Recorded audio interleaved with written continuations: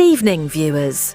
Yemi Adenuga, a devoted supporter of President Tinubu and a prominent advocate of the Igbo Must Leave Lagos campaign, is facing significant backlash in Ireland as she seeks nomination for an upcoming general election. Irish nationals are reacting strongly to a video in which Adenuga urged the Igbo community to refrain from voting in Lagos elections, insisting that the Yoruba should take precedence.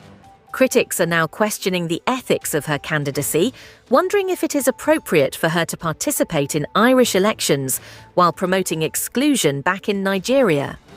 Adenuga's bid has drawn sharp criticism from both Irish and Nigerian observers, challenging her moral standing in light of her previous campaign rhetoric. Former Gabonese President Ali Bongo steps back from politics.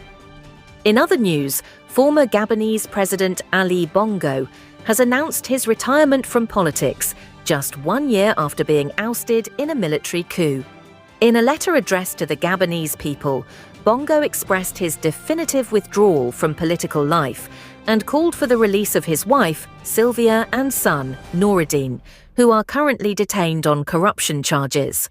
Bongo's statement raises important questions about potential negotiations with the military regime, as he hopes his departure from politics might aid in securing his family's freedom.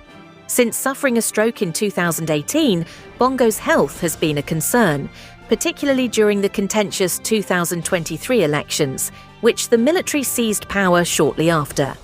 Bongo's family has faced serious accusations, yet he describes them as helpless scapegoats. While the military junta has promised future elections, uncertainty remains regarding their leadership. Bongo, acknowledging past shortcomings, has called for national reconciliation and unity among Gabonese citizens. Stay tuned for more updates on these stories and others that matter to our community.